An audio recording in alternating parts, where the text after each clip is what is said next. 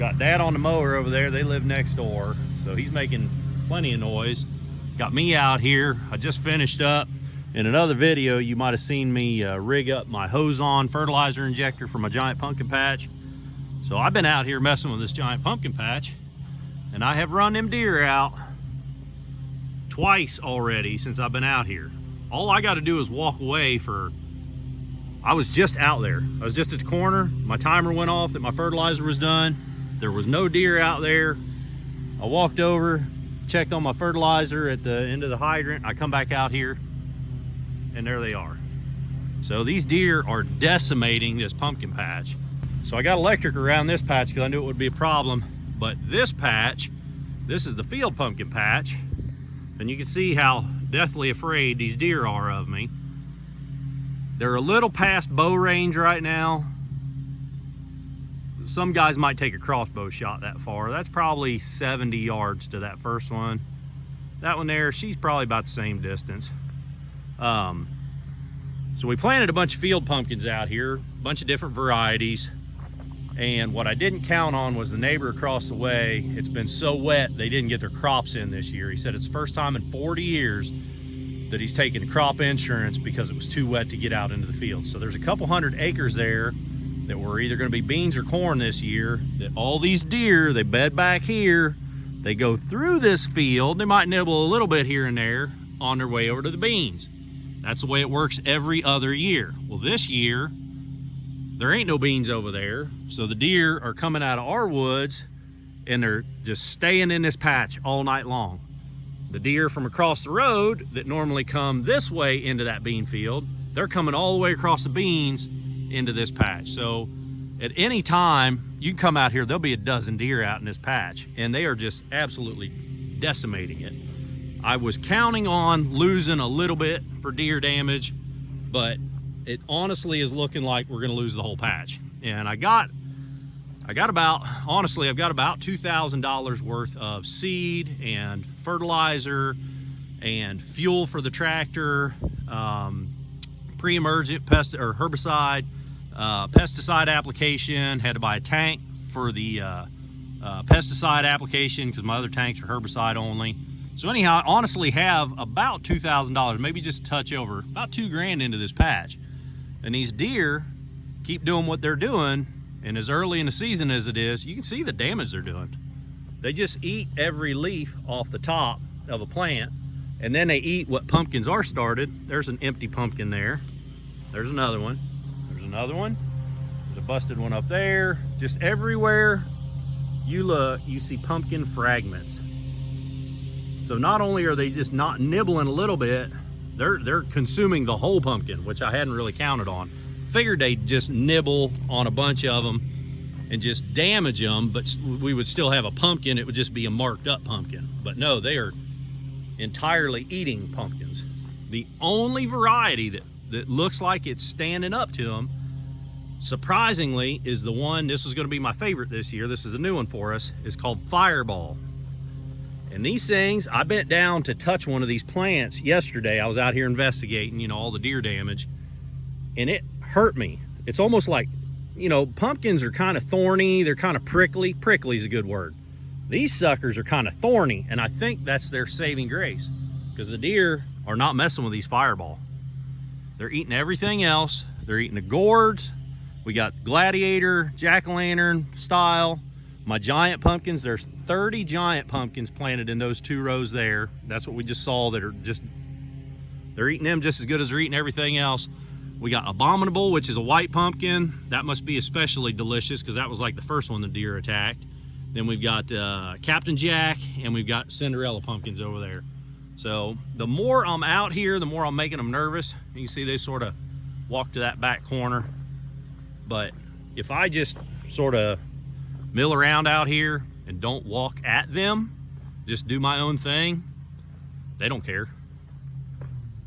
They're just, I mean, you got to get right up on them. It's really frustrating. So anyhow, what I'm working on right now, I have put stakes, and I'll show you the stakes. I've got stakes all the way around the patch. I'm gonna go ahead and run a hot wire. I know that's it's almost pointless, but I got to try something. And I just can't justify sticking a bunch of money out here, you know, an 8-foot deer-proof fence. That ain't gonna happen. I might give a shot at that deer repellent spray. Somebody recommended that to me recently, but I mean, how you gonna get a pumpkin off of that?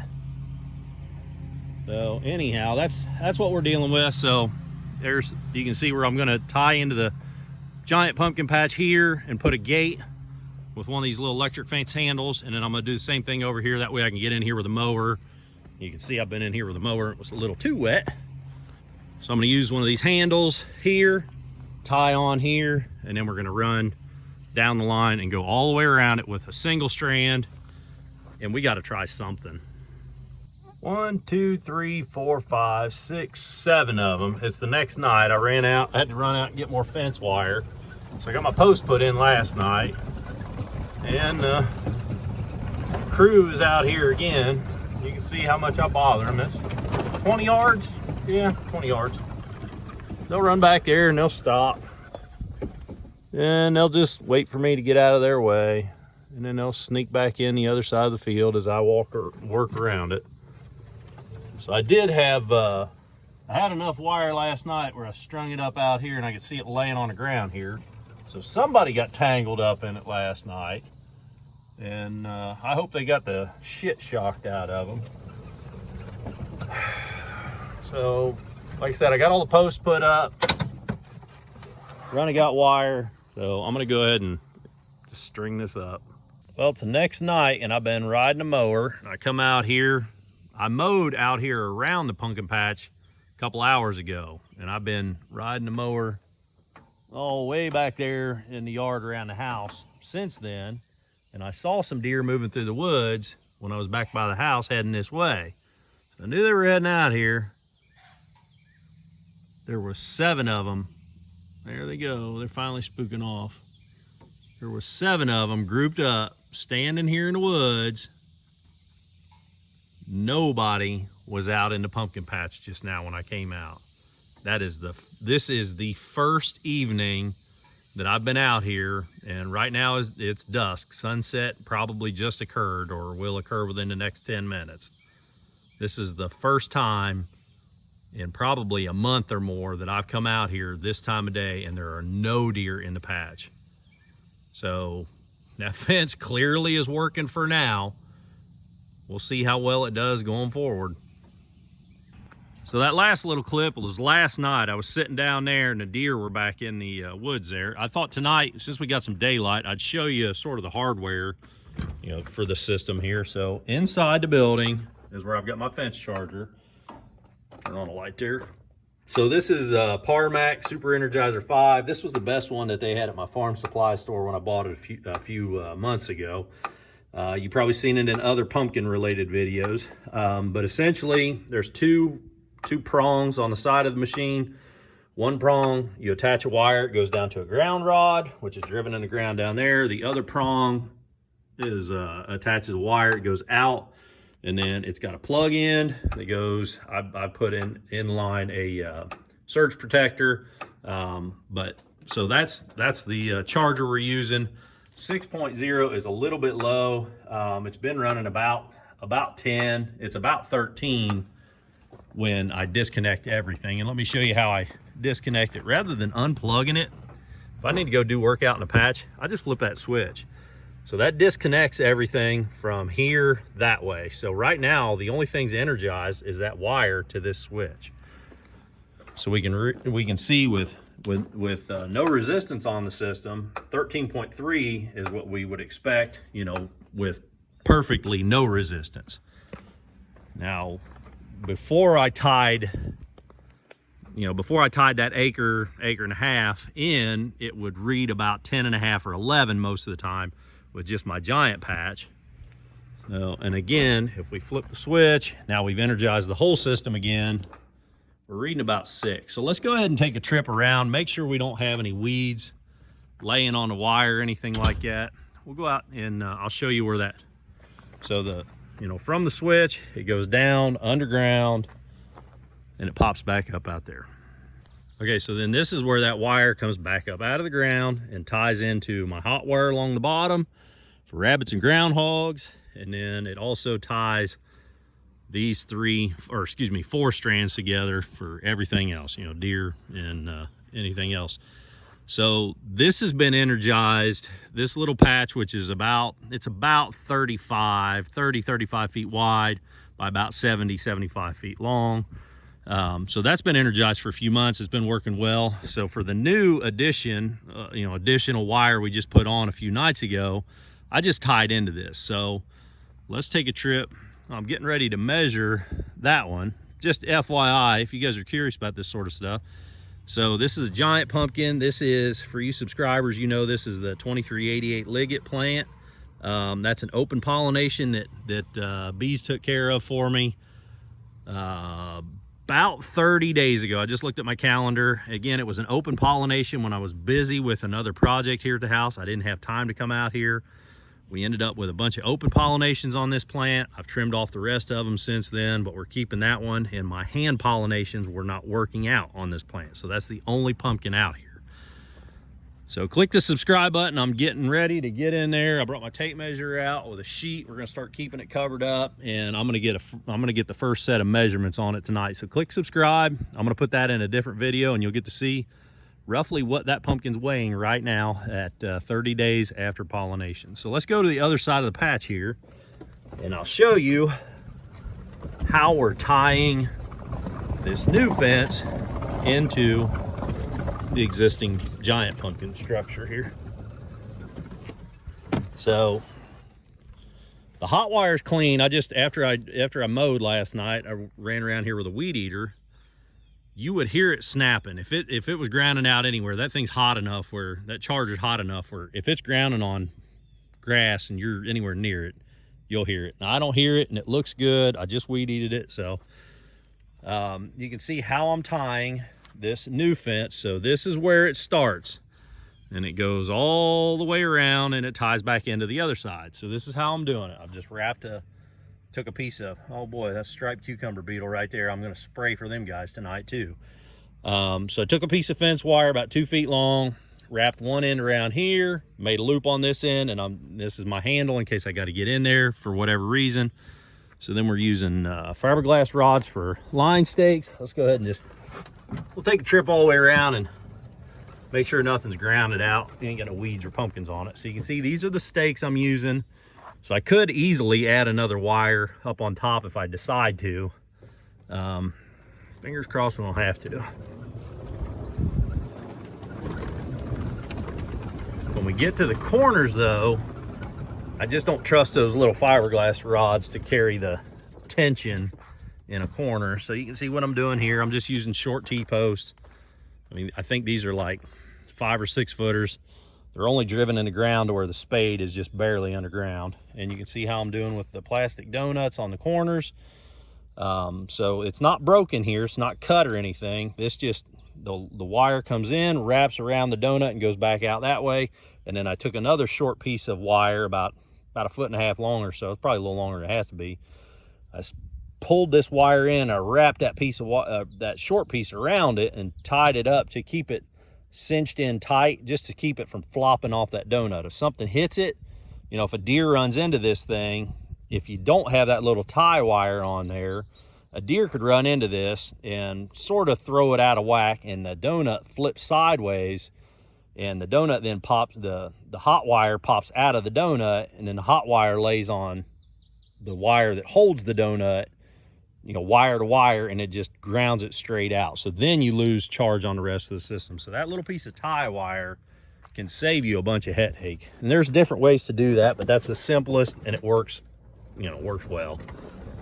So let's go all the way around the patch, and we'll just look to make sure we don't have any grounding, because that 6.0 on the charger is just a little lower than I would like to see. Hopefully you guys can see that wire. It's a little hard for me to see it, but it looks nice and tight. I don't see it laying down on anything quite yet. We're gonna stop here and listen for snapping in these weeds. hear no snapping. I don't see anything laying on it. There's some weeds there that are kind of close, but nothing's touching it.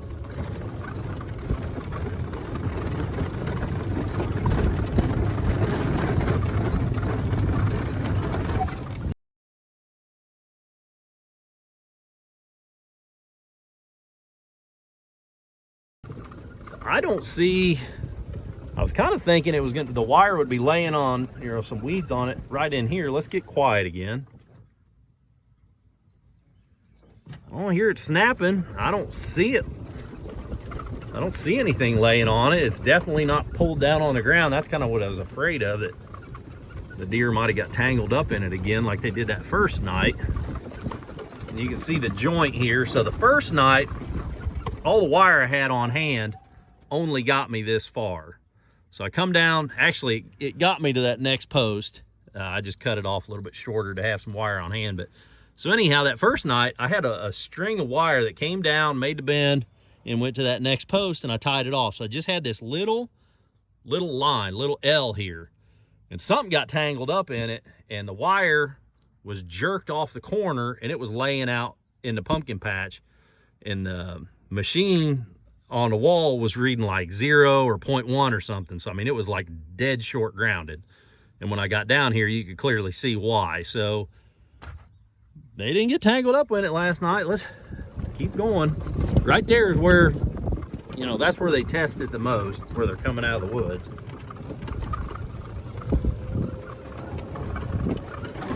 Looks good in through here.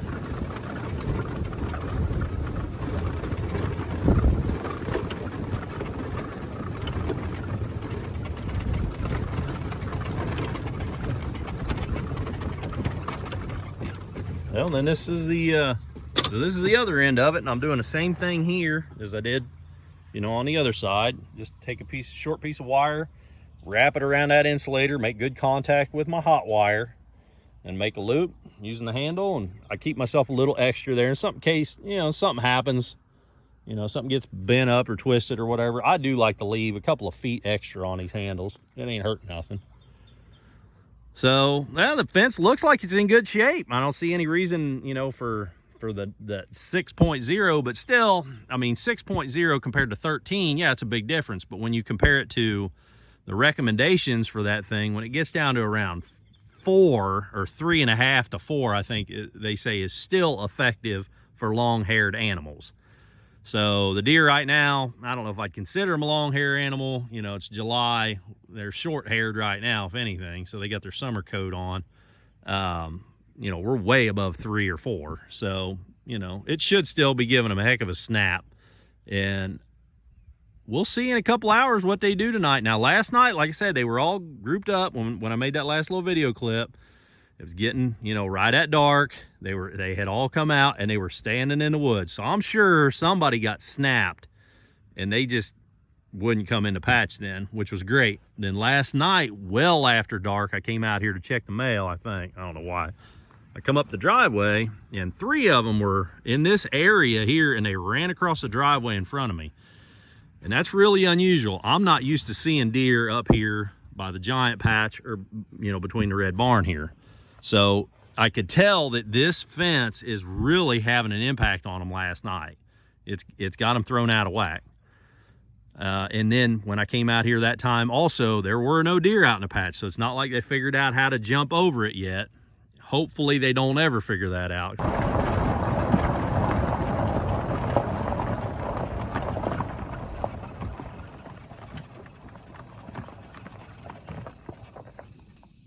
I think tonight is the 5th night we've had the fence up.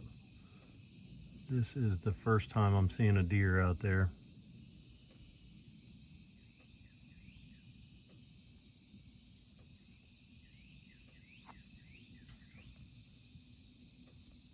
Can't tell if it's inside the fence. I think it is. Can hear the fence charger snapping. Yeah, 10.6.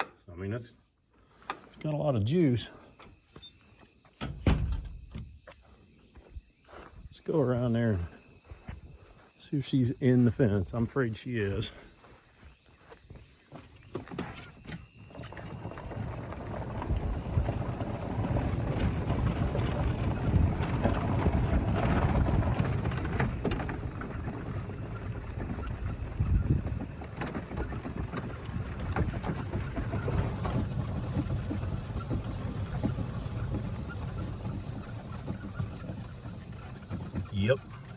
bounded right over the wire.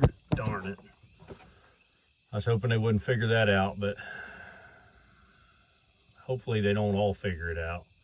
We haven't had, for the last 2 nights, I haven't even seen deer out here, and I've been coming out here right now at this time. It's like, I think sunset was 4 minutes ago. So I've been coming out here purposely to check to see if they've been getting in here, and that's the first time I've seen a deer out here in the last 3 days.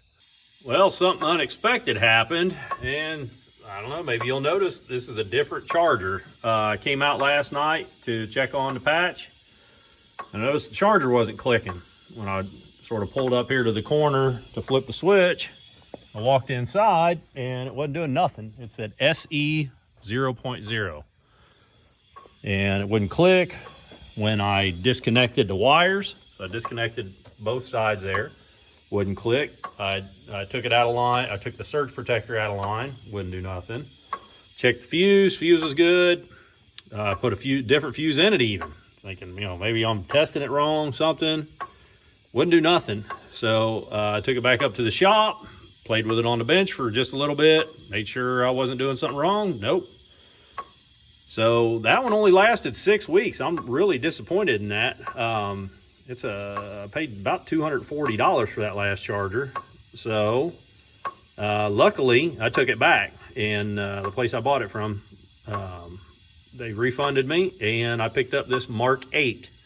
So the last one was a something 5, and that was the most expensive one they had. Again, about $240. This one is a smaller range. The last one's rated 50 mile. This is 30 mile. This one cost $210. So I hung it on a wall. It took the same screws. I didn't have to move my mounting screws. That was nice. It's got those little keyhole slots on the back of the charger. Just lifted it up and off. Put the new one on, same screws, hooked up the same wires, everything, same surge protector. And now we're back in business. So we'll go out and check, make sure it's throwing a good hot spark. Well, we're at the back corner here. This is as far away as you can get from the charger. And I brought my screwdriver back here, got it grounded out, and I just wanted to show you that it's plenty hot back here still. I don't know if the camera's picking up the spark. Sometimes the cycle rate on the cameras doesn't see the spark, but it's still throwing a whole 1/8 inch at least. So I'm pretty happy with that, because when I just went down through there, there's a little dip with some weeds were laying on it. So it's still got enough bite to get them back here.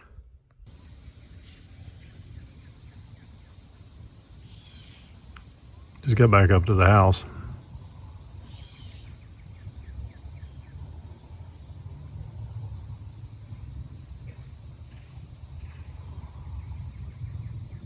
I'm glad to see them going that way.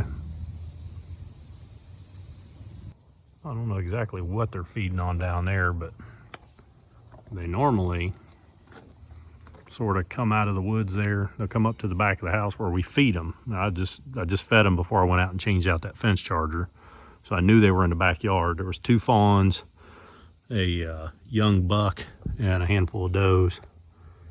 So I knew they were eating in the backyard. But just now, when they walked out, they went that way down over the hill, which is sort of unusual. And it gives me a little hope that that fence charger is really making a difference, because normally they sort of wake up, they come up, they eat some corn in the backyard, and they go that way. And the pumpkin patch is out there. There's the red barn. So you get an idea where we're at here. So it's really nice to see them going that way. Then go back here and feed on any number of things. It won't be long, the chestnuts will be dropping. Probably in another, maybe another 3 weeks, the chestnuts will be really dropping really well. And they'll spend a lot of time in the backyard there on the chestnuts. But I don't know what they're eating right now, but I'm sure glad to see them going that way and not out to the pumpkin patch.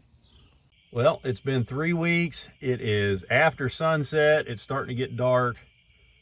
And I think I just ran her off. I don't know if she's still standing down there. I can't I can't see that far now, it's gotten dark. There was a doe, and I think she had 2 fawns with her outside the fence down there at the corner just a little bit ago. So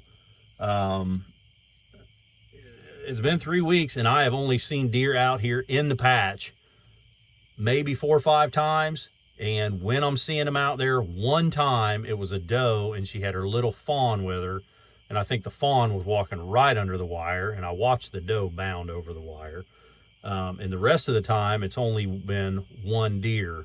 So we went from having a dozen deer living in the patch all night long, every night, to now maybe 1 deer every once a week, about.